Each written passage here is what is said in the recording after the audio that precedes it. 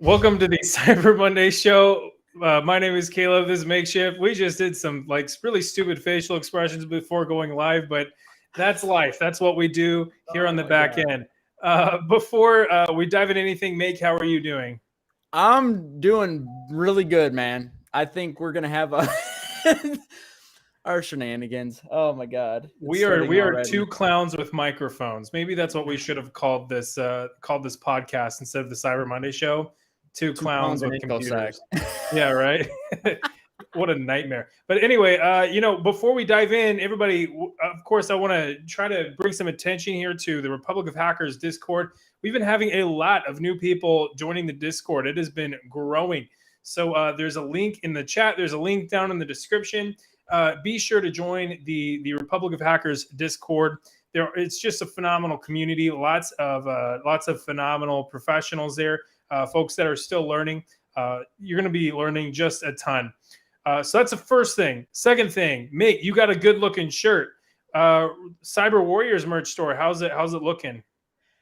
He actually just added a really cool shirt that I promised him I was gonna buy on Friday when I got paid, but it's really funny because it says, "I drink because your password is password." That is fantastic. But he actually does have a lot of good stuff on there. I try to spread what merch I buy. So his will be next. Yeah, I'm gonna need to get that shirt too once I save some moolah. I don't even know if you can buy this shirt anymore. This is like one of his I think first runs. He can probably, if he's watching this or sees it later or whatever. But yeah, I bought this like way back before I was even on his podcast. So I love it. Well, we've got a merch store as well. Mm-hmm. This is the first shirt is Big Hacker Energy, but we just put up some new designs. Down here we got the red team and we got the blue team, and both come in white and black if that's something that you enjoy. But yeah, give it a look. See if these are things that you want. If you're on the red team or the blue team, you can rep it. And show everybody how cool you are because you're cool. And then finally, we have just an absolute stud joining the podcast today. He is the host and founder of the Bearded IT Dad YouTube channel. He's got, just some absolutely awesome stuff. He's got some content on the A+, the Net Plus, the Security Plus, getting into networking. Ladies and gentlemen, Bearded IT Dad. What's up? Hi there, guys. Oh, it's going great. I'm so stoked to be here. How's it going with you guys? Oh, we're stoked to have you, sir. Real quick before we take a dive, can you kind of like introduce yourself for folks that haven't had a chance to meet you yet? Yeah, my name's Dakota. I have a YouTube channel called The Bearded IT Dad, where I mainly focus on helping people enter and then advance their career in the IT field. By my day job, I'm the director of network operations. I've kind of got a great story where I will go into later, but only 3 years into the field, I was able to go from help desk to director, and it's quite an amazing story, and I think it's quite inspirational, and I want to help motivate people achieve their dreams, make those six figures in IT, and just go for whatever they want to do in the tech field. I love it. Look at May. We're both kind of like, let's dive into that right now. I don't know if you wanted to save that for too much later, but that sounds fascinating. Yeah. No, absolutely. I can go ahead and dive right on in if you want. So, let's see. It's been about 4 years now since I entered the tech field. About 4 years ago, I was a bulldozer operator. I was working some weird hours as bulldozer operator, making great money. I was making like $70,000 a year. But it was really a mind-numbing job. You might think, being a bulldozer operator sounds like a lot of fun, but doing it for 12 hours a day really gets old quick. And I finally got to a point in my life and my career where I just kind of got fed up of doing what was required to put food on the table and put a roof over my family's head. I wanted to do those things, but I wanted to enjoy doing what I was doing to do those things. And I always had a deep passion for tech, even going back to high school. I was on like the robotics team. I was lucky enough, my high school actually offered a Cisco CCNA course, which I didn't utilize it at that time. I went into like manufacturing jobs and just a job to, put food on the table, like I said. But I always had a passion for tech, so I decided this is my time to break into the tech field. And I started watching actually YouTube videos, much like you guys have. I watched Zach from IT Career Questions, Network Chuck, YouTubers like that. And there wasn't as many back when I started. And it really kind of set me up for success, and made me realize that this was something I could do. I didn't need all this experience like I thought, and I went out and started applying for jobs. I started studying for my CompTIA A+, but even before I had my certification, I was able to land an entry-level help desk position with a hotel company, and that all there started it. It was a really nice position because working for that company, I got to get a little taste of everything. And that's why I really suggest people starting on the help desk is you get a little taste of everything. I was with that company for about 2 years. When I started there, I was resetting email passwords, fixing the cursed printer. I see we have KevTech in the chat there. He loves printers. Uh, but I was doing the basic help desk stuff. But in 2 years, my position evolved. I kept the same title, but by the time I left, I was designing the complete IT infrastructure for all we're a hotel chain, so all our brand new hotels. I was designing the network, the wireless. I was designing, using programs to design wireless in 3D space to make sure there wasn't interference, and taking measurements of wall densities and really high-end stuff. I was really geeking out over it. But the reason I was able to do that is because I was just motivated. I knew I was interested in it, and I had like a unquenchable thirst for knowledge.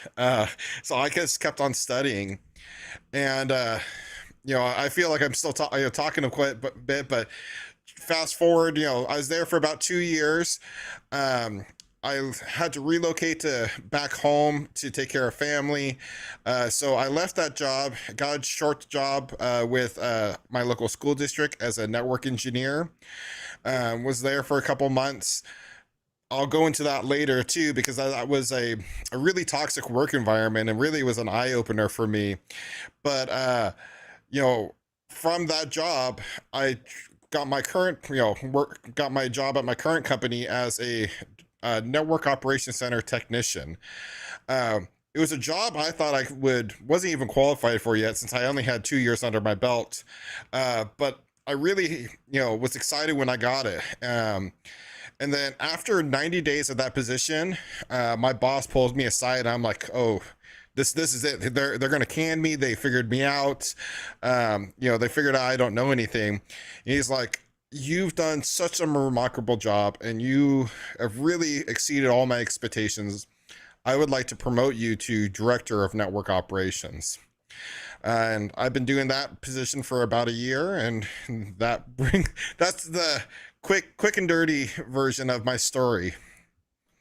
I love it. I love it. I think it's so like inspirational because like you knew what you wanted and you attacked it. Yes. You really went after it, and like somehow you've managed to balance, going after that, which is not easy, especially, I mean, as you know, a 2 year span. That's crazy. But you've also been teaching on YouTube and paying it forward, and that is just, I think that that's super inspiring, for me, starting my career as well. Mhm. Yeah, there's this thing called sleep. I don't see it that often. I also have 3 kids at home and a wife. So yeah, it's a struggle sometimes doing all that. But I just felt like I was obligated to pay it forward. It was like I said, other YouTube channels that really inspired me. And there's things and tips and tricks I've learned in that journey that other people should know because it's really achievable. I know there's a lot of people debating if this career field is right for them. And if they are at all interested, the barrier to entry has never been lower, I think, especially since COVID. The workplace there's tons of tech jobs out there. Yeah, that's awesome. Real quick, Meg, before you go, I want to thank the Raven for the super chat. That's super nice of him. Our dear friend of the North will be at DEF CON. So if you're going to DEF CON, I see, Dakota, you got the DEF CON hat, which looks great. Let me say, that is a clean design. I love it. Yeah. I love this hat. They don't have it anymore. I got it years ago. I wish I was going to DEF CON this year. I might still go if the stars align, but this year there's a lot on my plate this year. Yeah, same for me. I won't be able to make it. But anyway, mate, I knew you had some there as well. I just want to know how so I come from a help desk background as well. Mm-hmm. That's actually what I was doing for 3 years before I got into cybersecurity. And man, I would have loved, and maybe this is just because of where you were working, but man, I would have loved to have had some extra time to measure wall density when I wasn't working 15 billion different tickets that were coming into our queue for stuff like I kicked a power strip out of the wall outlet. So, I worked for a hotel chain. We had, at the time, about 18 different locations all across the entire West Coast, all the way from, I think our furthest one south was Lancaster, California, all the way up to Bellingham, Washington. We had one in Idaho. And on average, we had a team size, including myself, of 3 people to manage all our entire IT infrastructure. So overworked is a bit of an understatement. We were constantly building and constantly busy. And like I said, we were expanding. It wasn't unheard of for us to completely open a brand new hotel once a year. And then that's not including the hotels we were remodeling at the same time, which typically when we remodeled a hotel, involved all new IT infrastructure at that time. So it was busy. There was no free time working there. And, we traveled on site to every single hotel because we were the hands there. If something went down, we were hopping on a plane, throwing a network switch under our arm and flying down to replace it ourselves. Really? Yes. That's brutal. That is brutal, man. I will say we had our own company jets, so that made it really nice. But on the same hand, also made it really convenient for the CEO to walk by my office and said, "Hey, meet me at the airport in 25 minutes. We're flying down to California."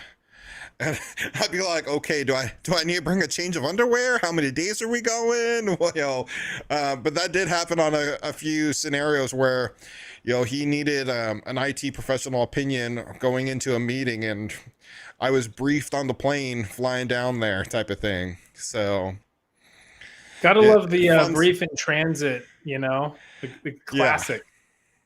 Yeah, exactly. You've hit that, but yeah, it's no return. And I'm not saying that's the way every organization is. I think that was a special situation. But there are a lot of understaffed help desk positions where you're expected to be a jack of all trades.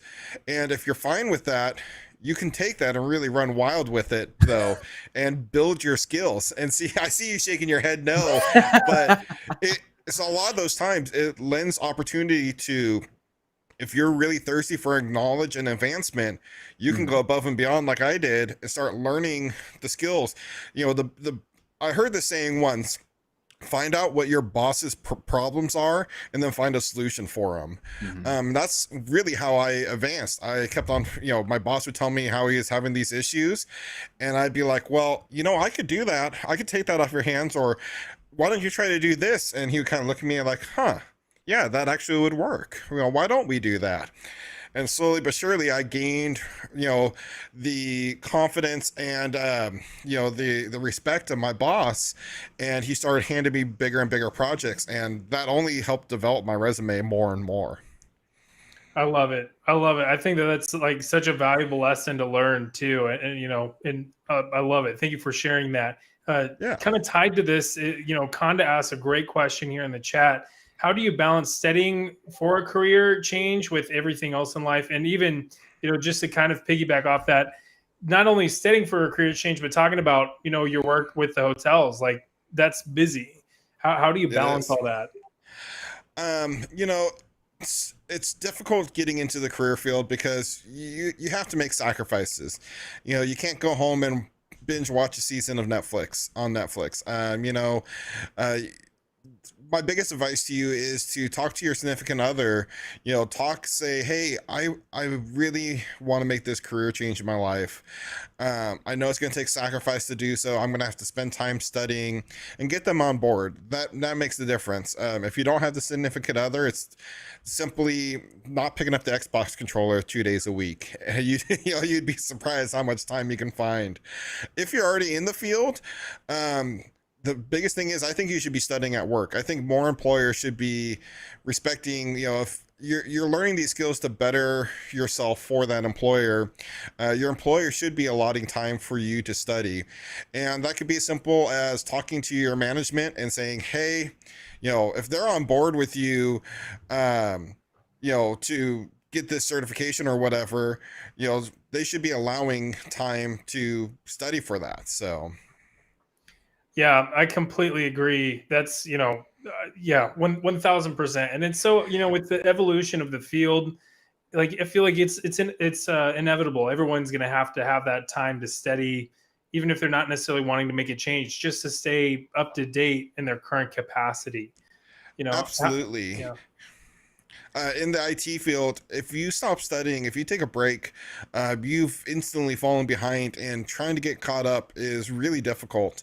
You if you don't like learning new things, it's really going to be difficult for you in the IT field. You have to constantly be learning because the evolution of technology is so rapid these days.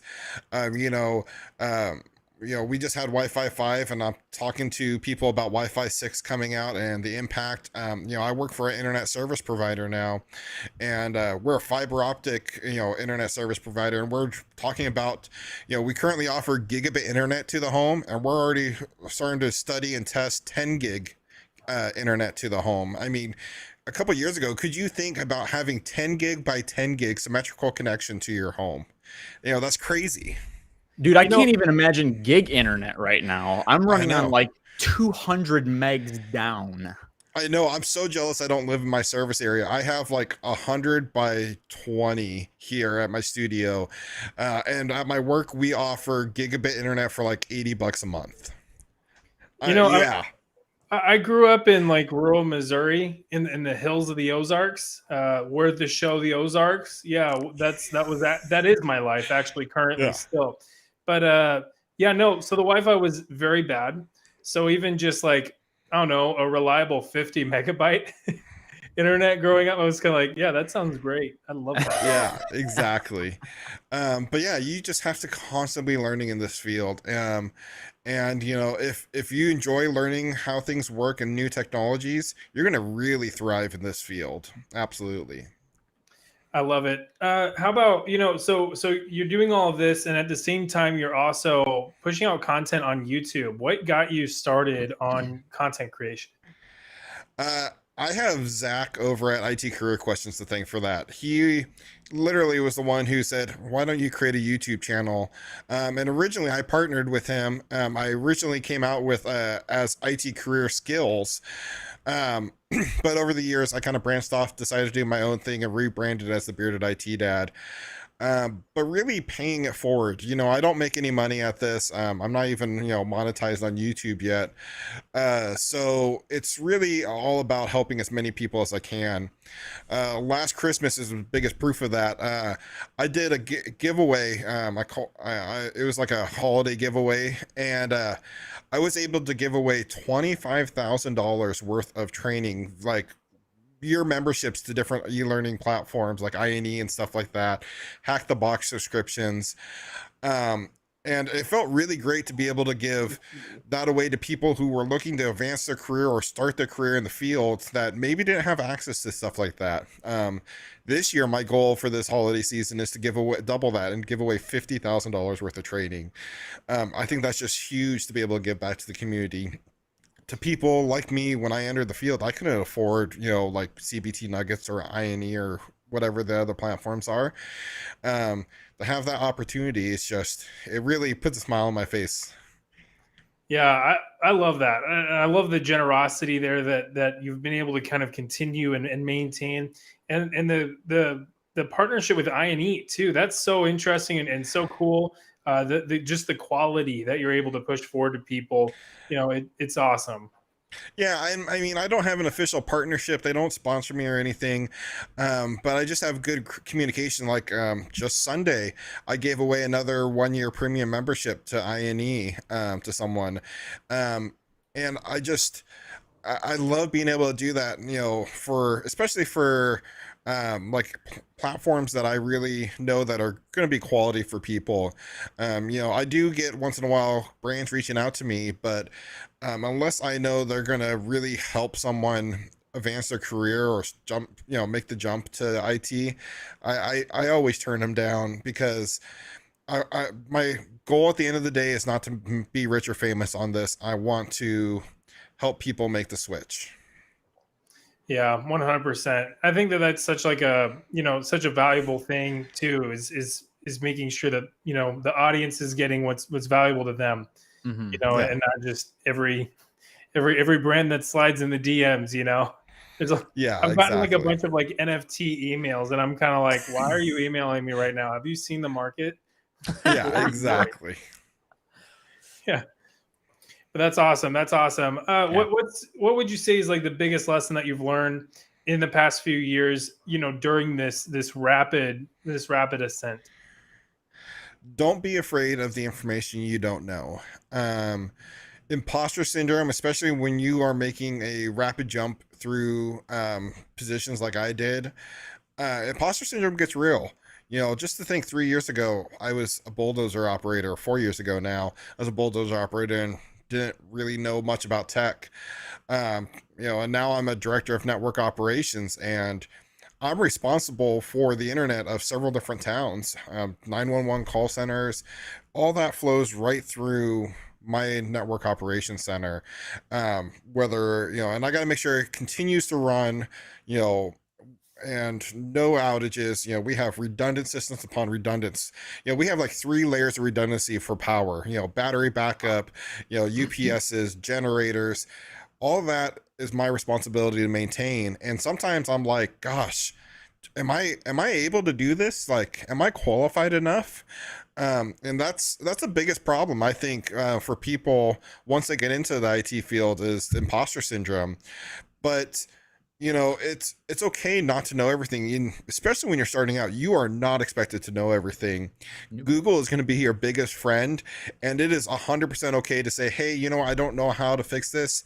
Let me go do some research really quick and I'll get back to you. That, especially when you're on the help desk, that's a perfectly acceptable answer. So just don't be afraid of what you don't know. Well, and I will say too, it's really nice, I mean, we hear it. It's one of those things that you hear so often, but it's still refreshing when you hear it, is the fact of people talking about imposter syndrome.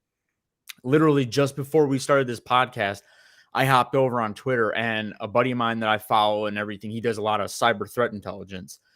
And he even commented on, made a post and said, he was like, man, like, I feel like I just kind of lucked myself into this career. And I'm like, yes and no. Like, sometimes it is luck. Like, I'm not discrediting that at all. Like, I feel like I'm very, very lucky and fortunate to be, where I am doing what I do as a starting information security job. Yeah. But at the same time, it's like you do have to kind of do a slight reality check with yourself going, somebody somewhere wants to be where I'm at, and somebody somewhere is looking to me for this type of knowledge, And I even told him, I said, if I ever wanted to learn anything about threat intelligence or whatever, you're going to be one of the first people that I go to, because I know that you're knowledgeable in that area, where I'm not. So it's like, I can learn from you. You think that you don't know enough to be in that, but I'm looking to you for that knowledge that you think that you don't have, Right. So that's Yeah. something like I try to tell people. It's like, you might think that you don't belong there, but there's somebody that wishes they were in your position. Yeah, absolutely. And when your boss makes the decision to hire you, it's not just based off of a lot of times what you know.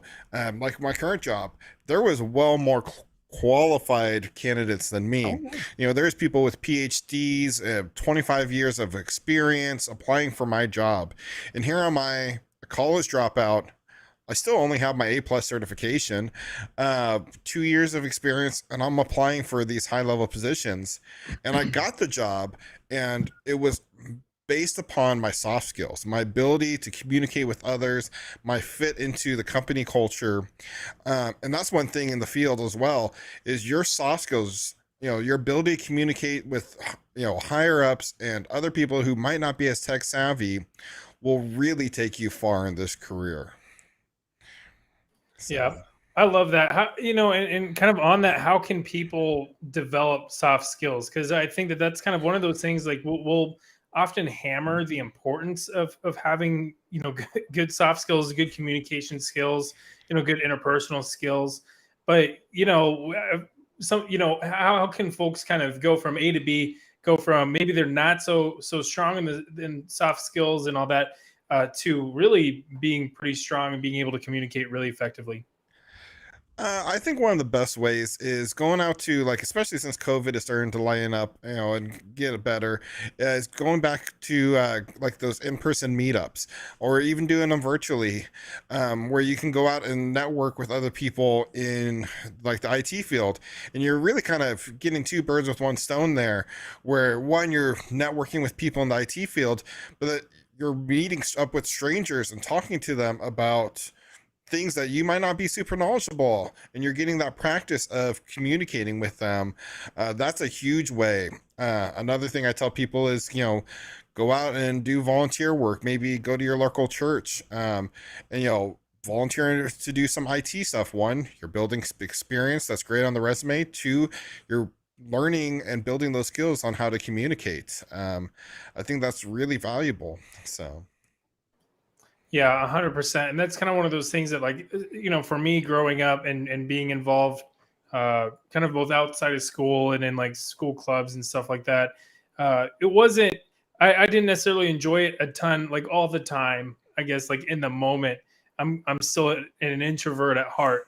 But I can definitely see the benefits coming out. I know that, like, I did speech and debate, and that taught me how to communicate. Like, my wife and I were actually just talking about that yesterday, about like, oh yeah, I feel like whenever we have kids, like I really want my kids to do speech and debate. Like, totally unrelated to tech, I know, but it just, like, on building soft skills and like having conversations and learning how to communicate, and like even like argue points and counter argue, and like kind of yeah. like find compromise. Like, I think that is all so important, even in a technical field, where, and it really, it's so hard because you're communicating technical problems that's not so it plain English. Exactly. And if you're already working in like a customer service job, especially like a sales job, you really probably already have all the soft skills you need. I've noticed people that have like sales experience can really excel in this field because they understand how to communicate with people to not make them feel belittled or like you're talking down to them. So I think, just, even, those jobs like working at McDonald's, you're going to learn customer service skills and how to treat your customers the right way. So. That's something that I've kind of talked to other people about this all the time. I said, I think if it doesn't matter what industry you're working in, you need to at least get some sort of job as customer service or sales, or working at, Burger King, Yeah. Wendy's, whatever, because you will get some of it's really good at training to get those soft skills, because you get some of the best, nicest people you will ever find, and you will get some of the worst people. And really teaches you how to handle both, you know. And I think, I mean, especially again from working help desk and everything, you get those same people. You get some people that are very patient and they understand they have a problem and they go, okay, I don't know how to do this and I don't have time to Google it. Call up help desk and I have them come out and do this. Then you have the other people that are like, nope, I've got an issue. And they just throw their hands up in the air and they start screaming and cussing and keyboards are flying across the room and they Absolutely. get all flustered and everything. Yeah, it's like you have to know how to be able to handle both. Yeah, and a lot of those situations you got to take with a grain of salt because you're going to come up to someone and they're going to be bad and it's all your fault they're saying, and you got to take it with a grain of salt because and at the end of the day, there's a good chance it probably wasn't your fault. They're just frustrated with the situation, not at you. So you just got to learn how to diffuse the situation. And one thing I like is, if you're really starting out in the field, certifications like the CompTIA A+, even talk about things like that in the certification. So if you're looking for a good place to start, that's why I constantly say the A+ is a really great cert to start with. Well, and I want to say something too, real quick, because I saw Caleb was getting ready to say something. I beat you. For anybody that's watching this, whether it's now or later on down the line or whatever, it comes across because of the algorithm or something. Watch a lot of the other videos that we interview people on. Everybody has said that being able to communicate is huge, that we all suffer from imposter syndrome, and that there's also a little bit of luck in also adding into the fact of just having passion for this field. Like, whether you're an IT, cyber, GRC, I mean, it doesn't matter what area of IT, cyber you're trying to get into. These are all very, very common. So it's like that there are there's similarities between everything. I think it's just very important to point that out, that it's like, if you've got that kind of drive, you can get anywhere. If you've Absolutely. got, the people skills and the ability to communicate and everything, you're going to go far, because those are skills that, I mean, let's be honest, a lot of IT computer professionals they like sitting in their own little tight space on a keyboard, and that's how they communicate. They don't like talking to people. Yeah, I'm not that way. I love talking to people. I should have been in sales, because I talk to people that are on computers and they're like, shut up.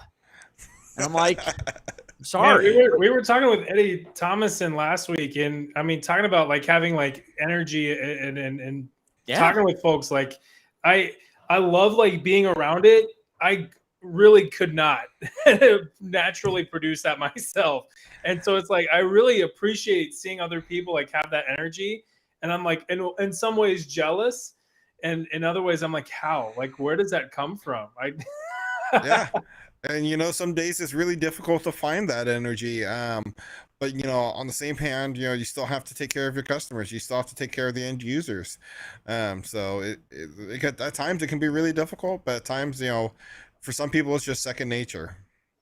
Yeah, 100%. I wanted to talk about the CompTIA A+, because we've, Make and I, we've talked a lot about the Security Plus. That's what we both have. And I feel like for folks wanting to jump into cybersecurity, that's often one of the first things that they look at. Either they'll look at the Net Plus or they'll look at the Security Plus. I feel like the A+ gets overlooked a lot. And I have to kind of admit that this is something that I do as well. What are the benefits with the CompTIA A+? And, kind of like a quick, like, I don't want to say like sales pitch, but, what are people missing out and not taking the A+? I'll say this first. If you're already in the IT field, the chances of you needing actually the A+ is probably next to none. The A+ is really, I think, for people looking to get into the field who don't have that maybe fundamental or entry level knowledge. I've heard this this expression several times. Certifications aren't for your current job; they're for your next job in your career. And using that kind of mindset, the A+ isn't really going to advance your career off the help desk. It's going to open the doors to interviews. It's not going to land you the job. So many people think, okay, I'm going to get the A+ and it's going to be made for me. I'm going to get a job, no problem. That's not the case. The A plus will get you into the interview and get you in front of the people. It's up to you to convince them that you actually know the knowledge and you're worth hiring. Mhm. But the A plus covers so many different things. It does cover basic networking. It covers desktop repair. It covers software, troubleshooting techniques. It covers soft skills. There is so many different. It covers everything you need to know, and it's vendor neutral. It doesn't talk about just one vendor. The skills you learn will apply to, Dell, HP. You learn Mac, you learn Android, you learn iOS, you learn Linux. It's vendor neutral. You'll learn, some basic networking skills that work for Cisco. They work for Juniper. They work for, all the different brands. And that's one thing that really puts CompTIA out ahead of the people is they're vendor neutral, and they kind of give you that base level good round foundation to build a career off of. But like I said, if you're already in the field, you already kind of have that entry level job or maybe a slightly advanced job, you don't need the A plus. So Gotcha. Well, so what? So say somebody is, they're probably, let's say, past the A plus. What's probably the next best thing that they should be going for to kind of get to the next best position, I guess? it really depends on your path, your career path. Like for most of, a lot of your viewers, if they're interested in security, absolutely, I'd say the Security Plus is a really great stepping stone and kind of that first entry level knowledge into security. There's tons of other great entry level security certs. Like if you're more interested in penetration testing, there's certs like the PNPT or the EPJT from INE. Certs like that. Yeah, thank you. If you're interested in networking, I think hands down, the Cisco CCNA is probably the best entry level networking cert. There is the Network Plus, which is great because it is vendor neutral. The CCNA is much more known in the industry. And if you do a job search looking for the Network Plus, jobs that require the Network Plus and jobs that require the CCNA, you're going to find a ton more jobs that are looking for a CCNA. Cisco's really set the gold standard when it comes to networking certifications. But there is other certifications out there depending on what you want to do. If you want to go into the cloud, there's certifications like the Cloud Plus from CompTIA, or there's Azure, Google, Microsoft, or AWS certifications. But it really depends on what you want to do. My biggest advice to you is figure out what you're passionate about and then go research what certifications are required for the job you want to obtain. Just do a job search, like find out what does the job you want, your next job, and see what's required for that position. Likely there'll be a certification required, and go study for that certification. I love it. That's fantastic stuff. For kind of along those lines with looking for kind of the next jobs. Mhm. Whenever you found the the position before chief network officer, right? Yeah. What were some of the other things aside from like the job requirements, like and just information about the company that you looked into to kind of know that it was the right job to apply for? I kind of looked at myself, looked at the skills I had, and looked at the what I thought it could, my skills could apply. One thing to keep in mind though, and I stress this a lot, is when you're looking at jobs, remember a lot of these job listings, they're going to have like a mile long list of requirements. If you don't have those requirements, doesn't mean don't apply. That list there is like a wish list, and a lot of times it's wrote up by someone who doesn't even know what the job is. There's some HR person that found a similar job posting on a job board. So take those with a grain of salt. And if you have like 25% or 50% of the skills required, go ahead and apply, because you never know if you might be the most qualified person to apply for the job, and you get the job purely because you're the most qualified person, or maybe you have the best soft skills out of everyone that applied. If you see a job that you think you're qualified to do, don't go from a help desk to a senior code developer for Google. I mean, that's going to be a kind of a hard jump there, but Yikes. go out and apply for, these jobs, even if you don't think you qualify, because the worst that's going to happen is they're going to tell you no, and you're going to get more experience from going and talking to those people and applying for those jobs. Yeah, I love that. As far as like assessing like a good, healthy work environment, I know you mentioned one of your hops, the work environment wasn't so hot, Yeah. was kind of unhealthy. What are some indicators that folks can kind of keep an eye out for on when a work environment is kind of a bit more unhealthy, and when a work environment is really a pretty good spot to be? And it can be difficult to assess that during the interview process. One red flag could be, if during the interview they warn you that we got a certain individual. I mean, take that with a grain of salt, because my very first job, I was warned about a certain individual at the company, and I ended up working there 2 years just fine. But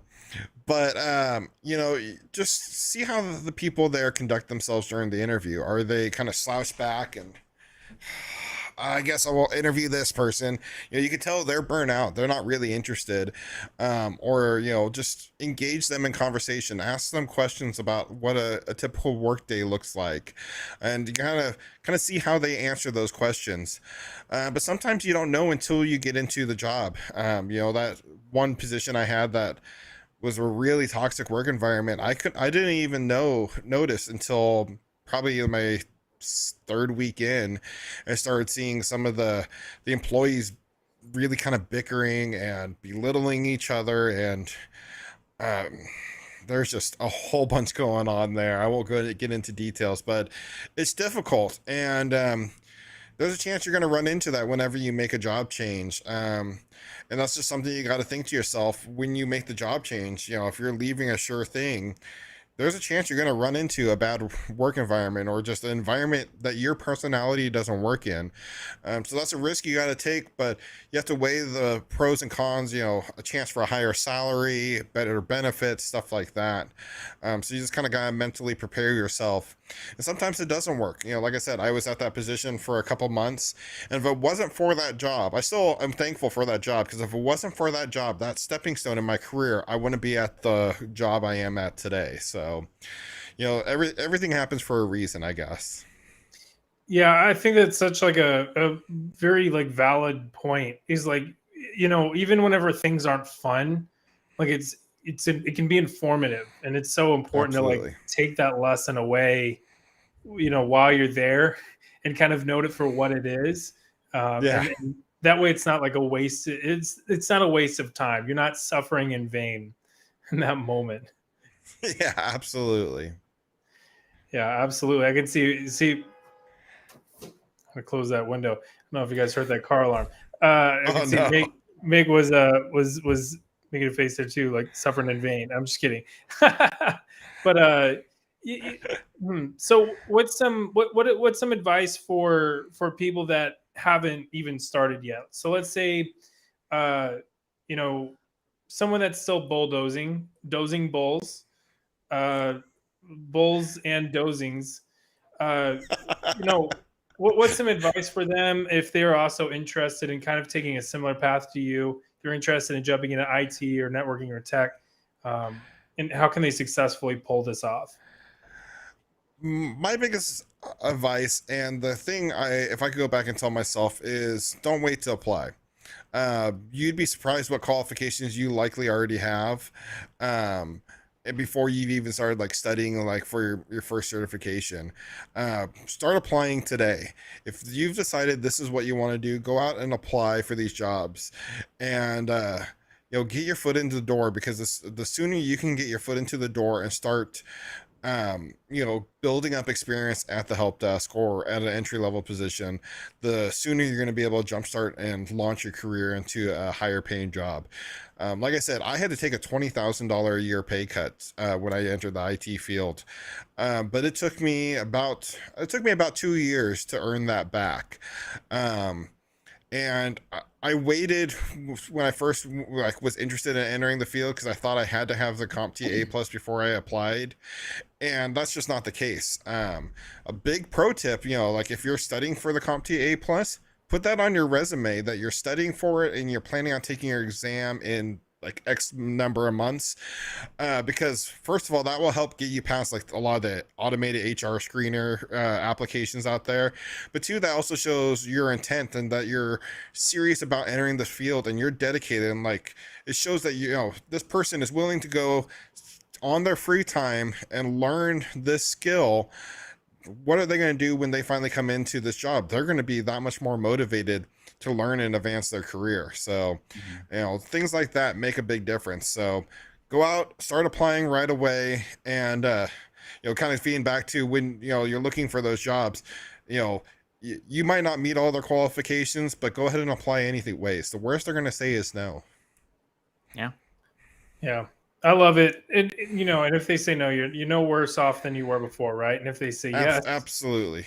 Or better yet, not necessarily better yet, but still a plus is if they refer you over to another position or they refer you over to, somebody else. Like it's a dub. It's a win. Yeah, absolutely. I'm kind of curious, and I love to ask people that are also like, content creators and folks like that, how has that helped with your career, and has that opened up new doors? Has that made new connections that may not have been there before?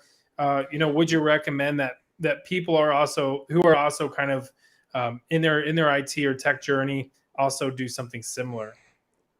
I've for the most part really kept my content creation career and my IT career separate.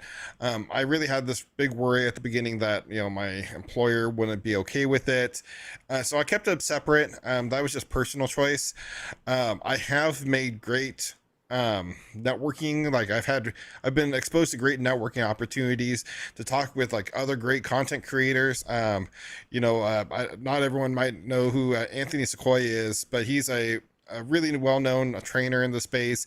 He's worked for like CPT Nuggets, Pluralsight, creates his own content out there. I got to sit down and have a personal one-on-one discussion with him the other day, and that was so cool. It's kind of like meeting one of your heroes type of thing, because he taught the A+ course that I took to get into the field. And if it wasn't for this content creation, I wouldn't have ever met him and been able, to have a great conversation and learn, certain things from him.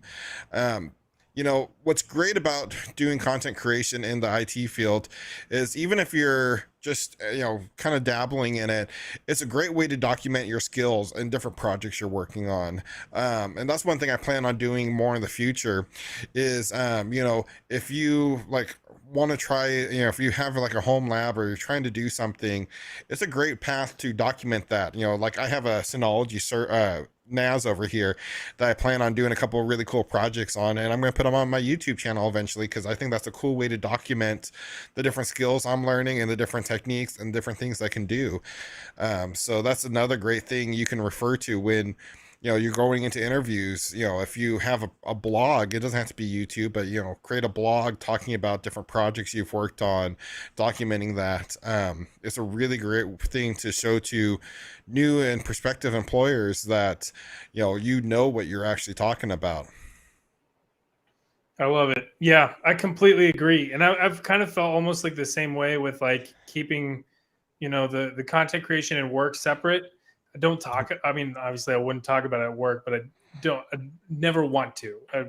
It's like scary to me. If any of them ever knew, I had like my boss at my last job, like mentioned that he saw one of these podcast interviews.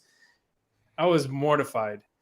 I was like, oh no. Hail. One or two people have noticed my TikTok, which doesn't really relate as much to my YouTube channel, but yeah, I just decided to keep it separate.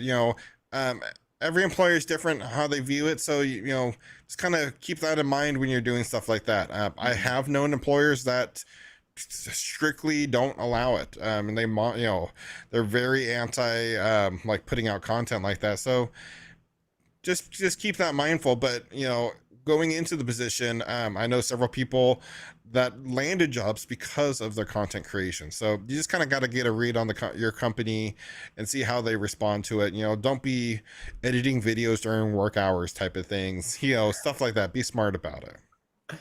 Yeah. So real quick question for you, so I know you said that you were going to be doing some projects and everything.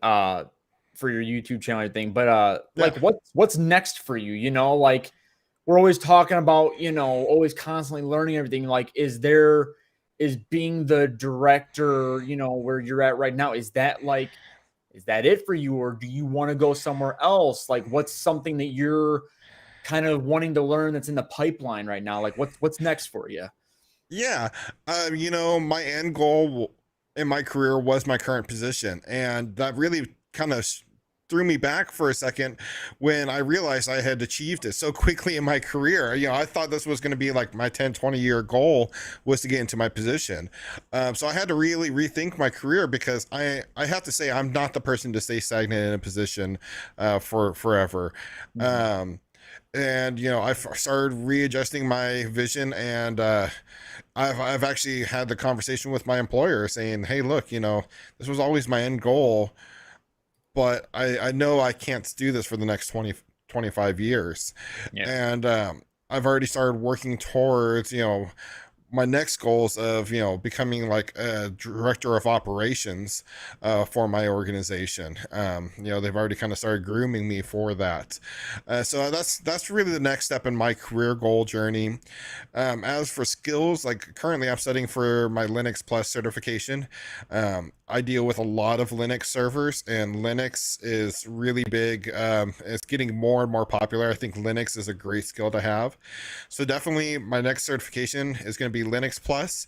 And then I'm going to head down the track of Juniper certifications because my employer, you know, we are solely a Juniper shop. Which was really difficult for me. I'm like a Cisco fanboy through and through. Like literally just off screen here, I have trophies from Cisco Meraki, from being like the community all-star and stuff like that. So when I went to work for an employer that didn't own a single piece of Cisco equipment and they're all Juniper, it was a bit of a shock. But I want to start studying for some Juniper certifications and stuff like that, you know, career-wise. And after that, I really haven't decided next certifications. I'm sure, you know, there'll be more tech certifications, maybe some more manager training, stuff like that in my career, because I just want to kind of keep on moving up the career ladder. There's, you know, the glass ceiling is really high in this career. So if you dream it, if you want it, it is possible. I will tell you, when you're starting to, you know, go down the studying path for the Juniper networks, got a guy for you by the name of John Breath. I was literally just about to say that. Cyber. Yeah. He has taken every single one of their certifications and passed it.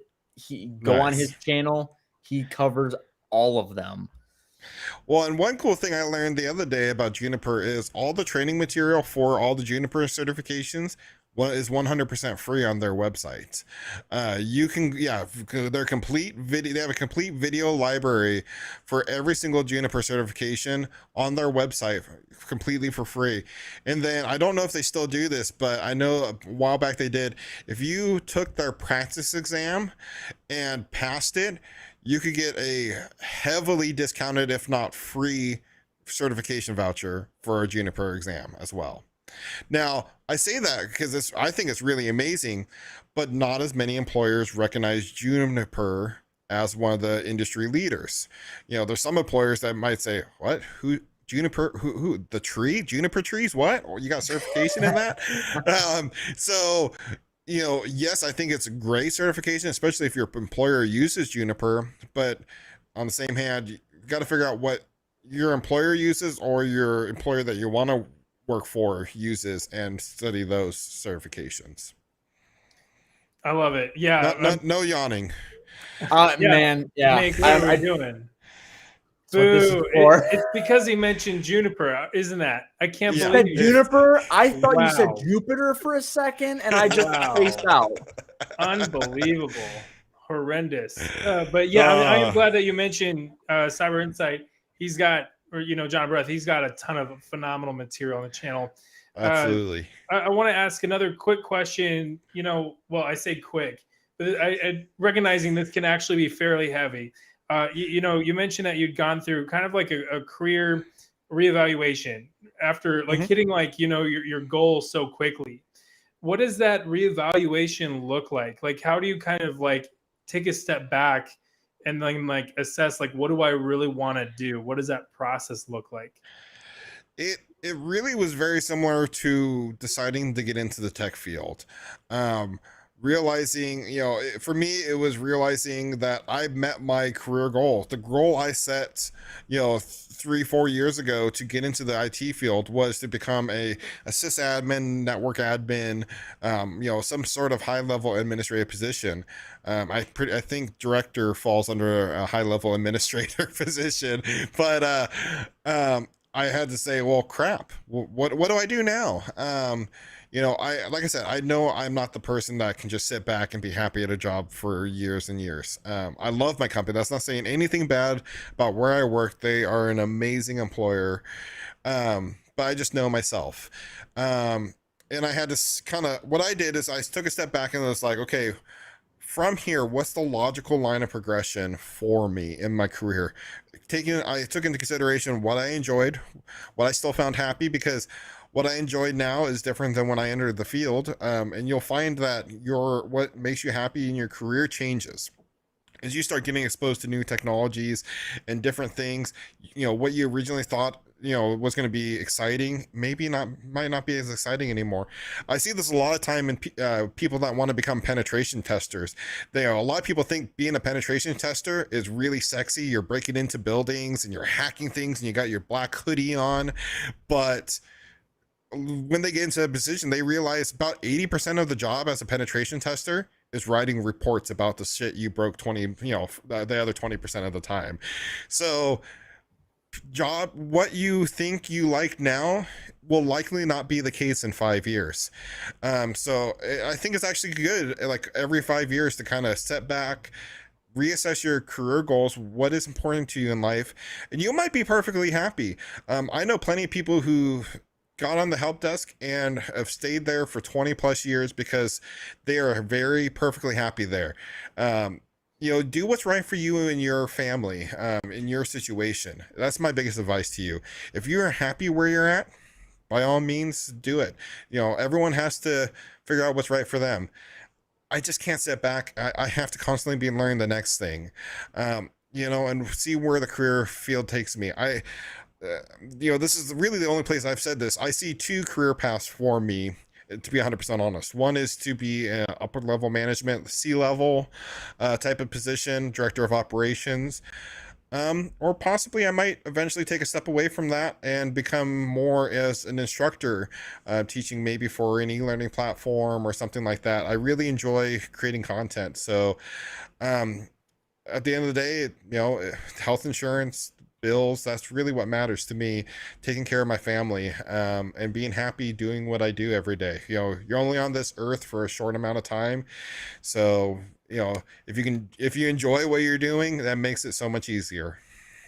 Yeah, I love it. And I think it kind of like keeps it all in perspective, like it's all fun, but it's also okay to I guess kind of embrace like that inner longing for something different if you have that, and to really Yep. like dive into and assess that, where that's coming from. Is it because you just want to keep learning the next thing, or is it that the current role just isn't a good fit? And that's perfectly fine. Absolutely. It's such a broad, IT is like, whenever I say IT is broad, it's like, yeah, and the sky is big. Like it's about as Yeah, big as the sky. Like it is huge. And like even like there's so many different cybersecurity, like paths. yeah, so it's perfectly like understandable if you're in like a specific spot in IT and you're like, yeah, I don't know if this is for me. Like, yeah, it's a huge field. There's definitely a home. It's just kind of about enumerating and finding your way, and it might take a minute, but once you find it, you'll know it. Yeah, I would absolutely. go ahead. Oh, go ahead.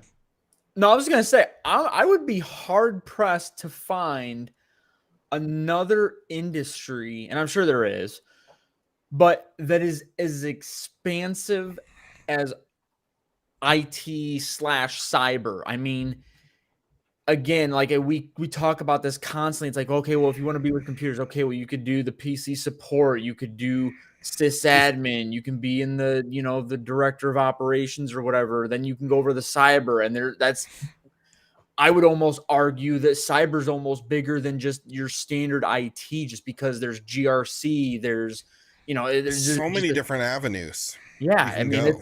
it's insane. So that's why, yeah, it's just like if you like computers and you're working in one field and all of a sudden you're like, I'm bored, move Yeah. into something else. There's something else that you can find. Absolutely. I want to give some shout outs real quick. We just had a super chat from Jen. Shout out to Sheba, shouting good luck. I really appreciate the Shuba super chat, the super chat. And then thank you also to KevTech IT support. Who says help desk is my favorite. So there are people who like help desk, and guess what? It is fine. Help desk is chaotic and eventful as it can be. It can be home for some people. It's okay. They're all lying. Absolutely. It is an act. That's actually we're talking about like real conspiracy theories and there's the Illuminati out there, but the real group we got to worry about is the folks that love help desk that all gather together because they're next level. There's a tier above that. The people who enjoy fixing printers. Oh, we don't talk about them. They're gonna shut this stream down. My bad. Yeah, what have you done? I think KevTech belongs to that group, so I better take that back. Oh, yeah, KevTech is gonna murder me here in a minute because I keep saying people in help desk hate that position. All joking aside, I really did enjoy help desk. I had a lot of fun doing that job. It was just, I got in at the worst time, and it was, I don't know, right when COVID started, and we were like rushing people out the door with remote equipment, trying to keep tally of who had what and where they were going with it. And I was only like a year in. I barely knew what a Wise Thin client was. Like, no, it just get me out of here. You're really in it at the worst possible time. Like that actually sounds like, of all the times to be in help desk, that actually sounds like not the time. But to be fair, it did help push me along with learning how to, handle a lot of things that I wouldn't have otherwise learned how to do. So, yeah.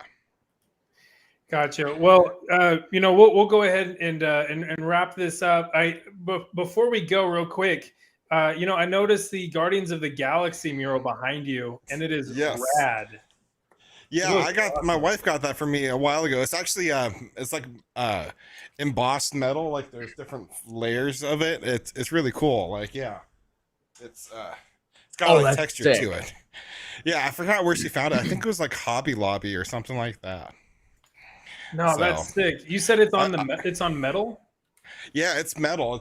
It's a piece of metal. So I think it's really cool. I love those kinds of murals and paintings that are like plastered on like metal. Like I just think that they look so sharp, and they're like the colors pop out too, big time. Yeah, absolutely.